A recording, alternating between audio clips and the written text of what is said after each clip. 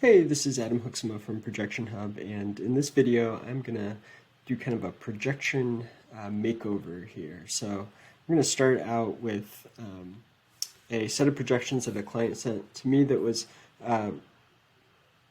applying to one of the more popular accelerator programs, and they have an enterprise SaaS company, and so they had put together just a really basic projection here for the accelerator program application.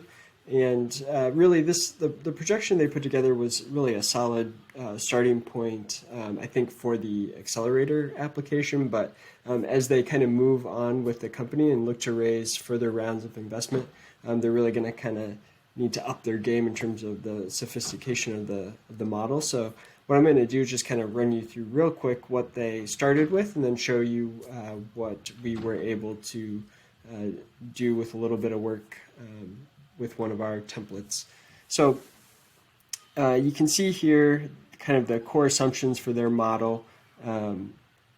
Number of new customers, they were assuming 10 new customers per month, paying an average of $500 per month. Showed their current monthly recurring revenue and their annual churn rate. Pulled those assumptions into this revenue projection.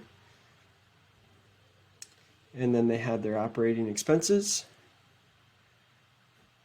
and pulled those two together to come up with their projected income statement. So I'm going to show you what we did by taking our model. So this is one of our ProjectionHub models for enterprise software company. And I went through and entered in some of these different assumptions for them.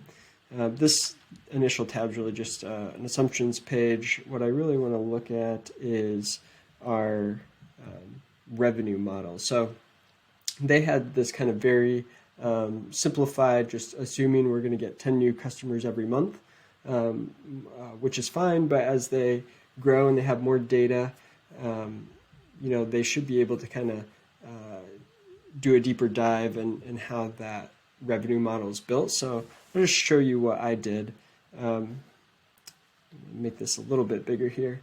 So we had, I kind of went from the perspective of you have leads and then you convert some percentage of those leads into customers.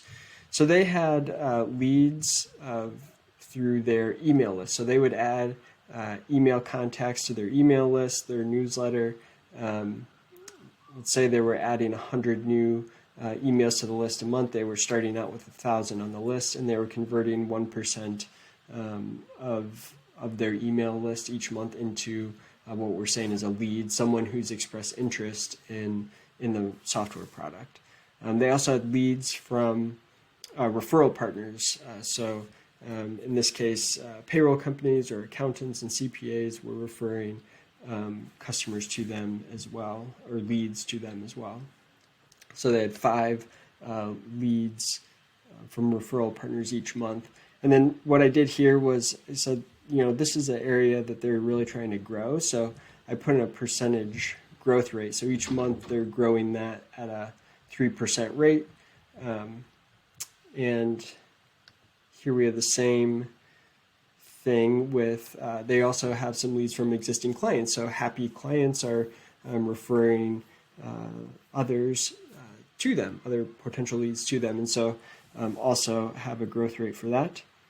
And then they had some just organic leads that found their website, did a Google search, found them on social media, that sort of thing, to come up with their total number of new leads per month. And then we have a conversion rate. So what percentage of those new leads do they convert into new customers? We're saying 10%. So that gives you your number of new customers per month. We're sticking with that 5% annual churn rate. And then if we scroll over here, kind of see how this works. So this shows you the number of customers you have as their second year or first year as customers. And that kind of goes throughout the model. So all in all, that gives you your total number of customers each month. Now we've got this table here, which is kind of overkill for this the state of this exact company with where they're at in business right now. But this is really built so that over time they can grow into this model. So what we have here is basically 8 different service levels, and this could be considered like size of their customer, because they charge their customer really based on how big the customer is.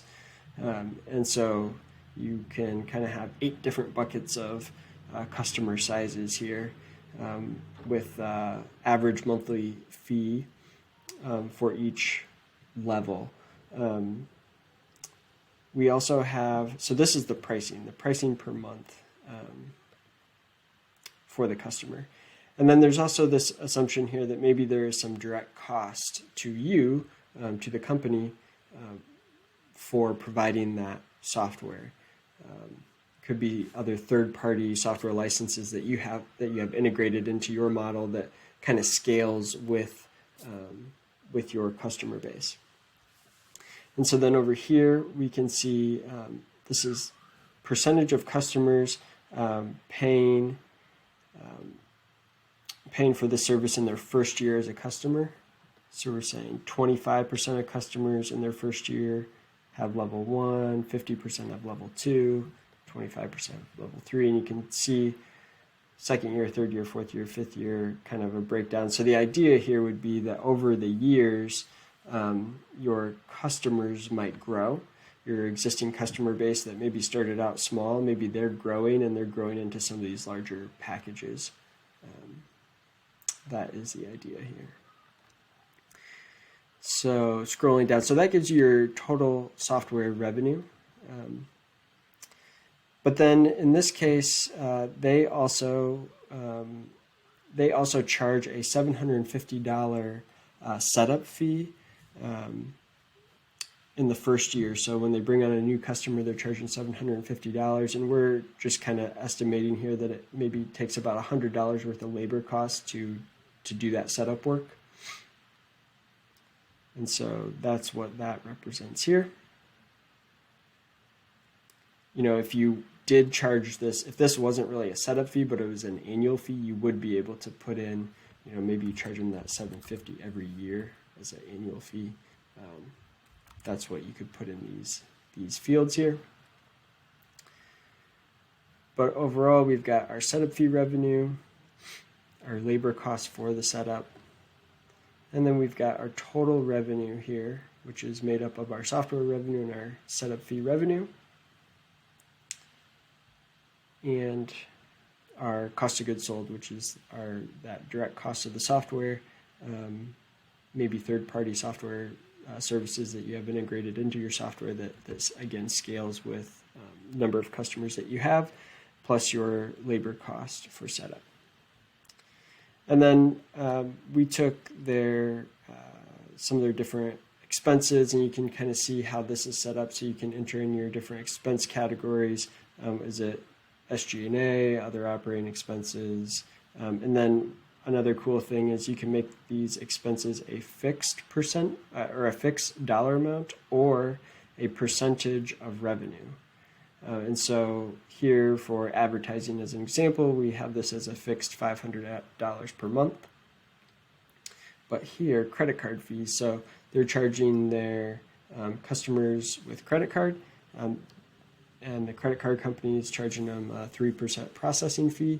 So they can put in 3% here, and it will take their total revenue times that 3% to come up with their credit card fee expense, and that will grow with them.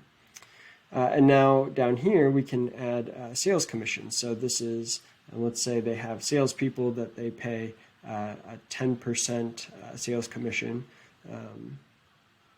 for 10% of revenue is sales commission. And so, different companies have different sales commission structures, but, for the sake of this model, that's what we're assuming that that's how they're going to model this. So there's your operating expense tab. Then you can put in different salaries. So we've got development Dev 1, Dev 2, other staff, kind of all combined in here, and then an owner draw of $2,000 a month. And you can say, what month of the projection are these different positions starting and ending, and how many do you have of each particular employee, along with an annual raise is kind of built in there if you want to do that. So all that comes out, and you can do an at a glance here. I'm going to make this a little bigger so we can see how we look. So profit and loss at a glance, we are showing a net loss in current year, getting close to break even in 2021, and profitable in 2022. And so there's just some different tables and charts and sales forecasts and whatnot. You can then see our income statement summary tables.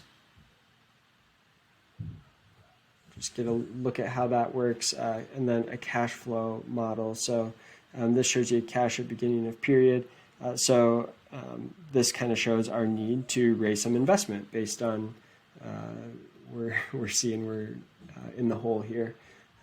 So they will be hopefully taking these projections and showing what they need in terms of investment and why, how that would be used, and can move forward from there. And then we do have an integrated balance sheet as well, again showing that negative cash balance that is exactly why they need some investment. And then there is the detail of the monthly income statement for all 5 years. The same deal, monthly cash flow and monthly balance sheet for all 5 years. So there is all that detail is available.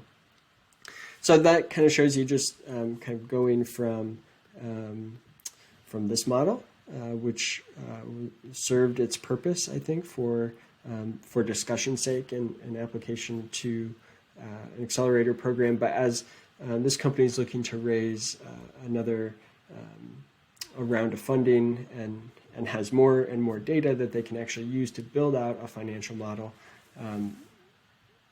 just wanted to show an example of what could be done and how some of our templates are built and can help just save you a lot of time. We've got all of these financial statements and graphs and tables all put together already, and so it's really just a matter of entering in your custom assumptions. And if a lot of times what we do is end up customizing this section, so every business might have a different sales process and a different revenue model, and so this can be easily customized to your situation to really make this your own. So that's it. If you have a set of projections that you'd like us to take a look at, I'm happy to do that and just give some feedback on how you might be able to improve your projections or get ready for that investor or lender meeting. You can email support@projectionhub.com and we'd be happy to help. Thanks.